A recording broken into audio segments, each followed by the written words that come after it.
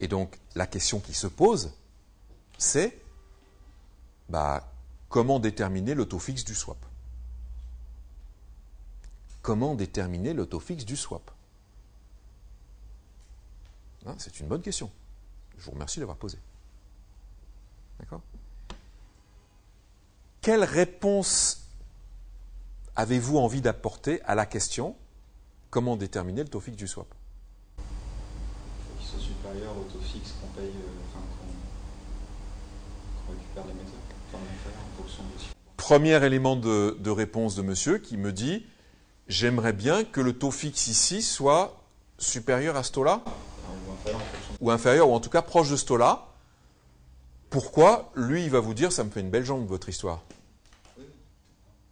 D'accord? Alors, on va voir que vous n'avez pas entièrement tort, que vous êtes sur la voie. Mais ce qui m'intéresse, c'est de comprendre pourquoi. Oui? Ça doit être équivalent. Pardon? Ça doit être équivalent, le taux fixe est variable. Il faut que le taux fixe soit équivalent. Alors, la réponse de monsieur, c'est ça doit être équivalent. Le taux fixe doit être équivalent au taux variable. Mais le problème, c'est que les taux variables, par définition, ils sont variables, donc je ne les connais pas.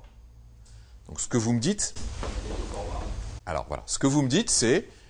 écoutez, il suffit de... On va voir que ce n'est pas si simple, mais ce que vous me dites, c'est il suffit de choisir le niveau du taux fixe de sorte que ce contrat-là, c'est un contrat d'échange, ait une valeur actualisée de 0. Pourquoi 0? Parce que les deux contreparties sont libres et consentantes. Elles mettent en place un contrat. Ça veut dire que c'est leur intérêt aux deux de le faire. Donc, la valeur est nulle. Parce que si la valeur était positive, il y en a un qui devrait mettre de l'argent sur la table. La valeur présente, P, c'est le prix, c'est ce qu'on met comme argent sur la table. Donc, si personne ne met d'argent sur la table au départ, ça veut dire qu'au départ, la valeur actualisée de ce swap est nulle. D'accord? OK. Donc, ça veut dire... Et là, j'ai plus beaucoup de place sur le tableau. Ça veut dire que la question, c'est on considère notre swap. Donc là, c'est le temps. Là, c'est aujourd'hui. Imaginons qu'on le fasse sur, je ne sais pas moi, 5 ans. On cherche le niveau de taux fixe pour que 1, 2, 3, 4, 5, je l'appelle F comme fixe, ok?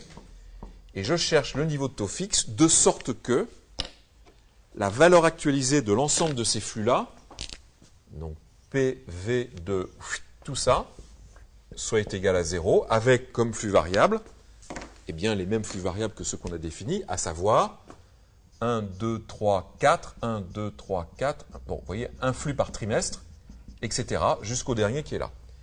Je les mets en bleu, code de couleur de tout à l'heure, ça veut dire quoi? Ça veut dire qu'à chaque fois, l'intérêt qui est payé est déterminé en début de période, payé en fin de période, le fameux Euribor 3 mois.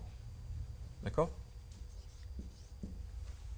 Et donc vous dites, ok, je suis d'accord avec vous, le taux fixe doit être déterminé de sorte que la valeur actualisée de tous ces flux-là, c'est égal à 0. Bon, actualiser des flux fixes, je sais faire.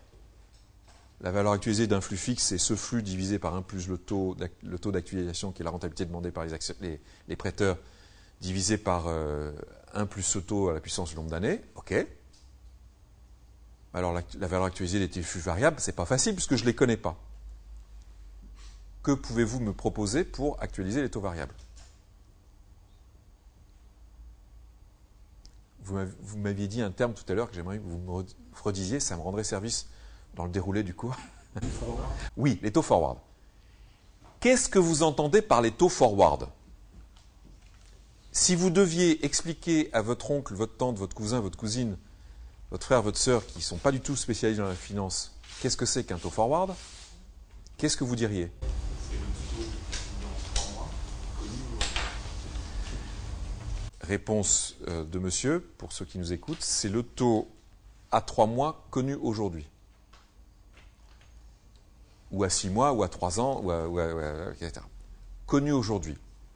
Je ne les connais pas aujourd'hui. Ça veut dire quoi, connu aujourd'hui, monsieur? On exerce la courbe des taux. Oui. Qui détermine les taux à 3 mois, 6 mois. Ok. Ok, je reprécise. C'est effectivement les taux du futur, mais qu'on peut, pas connus aujourd'hui, ils ne sont pas connus, ils ne sont jamais connus, mais que je peux me geler, me cristalliser, me fixer dès maintenant.